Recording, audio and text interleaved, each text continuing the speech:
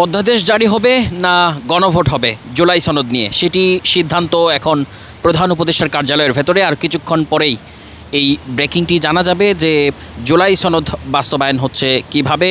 প্রধান উপদেষ্টার কার্যালয় থেকে বেরিয়ে কিছুক্ষণ পরে ঐকমত্য কমিশন ব্রিফ করবে এবং তার আগে প্রধান উপদেষ্টার সঙ্গে দেখা করে ঐকমত্য কমিশন সবশেষ তাদের মিটিংটি করছে এবং এরপরই তারা জানিয়ে দেবে জুলাই সনদ বাস্তবায়ন। যদিও এই বাস্তবায়ন নিয়ে গণভোট নিয়ে নোট অফ ডিসেন্ট রয়েছে, গণভোট নিয়ে এছাড়া অধ্যাদেশ জারি নিয়ে দ্বিমত রয়েছে। ঐকমত্য কমিশনে যে দীর্ঘ বৈঠক হয়েছে সেখানে 84টি বিষয়ে একমত হলেও সেখানে এই জুলাই গণভোট নিয়ে অর্থাৎ জুলাইয়ের এই সনদের গণভোট নিয়ে দলগুলো একমত হতে পারেনি চূড়ান্তভাবে। একই সঙ্গে একমত হতে পারেনি জুলাই সনদ বাস্তবায়নের সেই পদ্ধতি নিয়ে। এনসিপি যে কারণে জুলাই সনদে স্বাক্ষর করেনি। প্রধান উপদেষ্টার কার্যালয়ের ভেতরে এই মুহূর্তে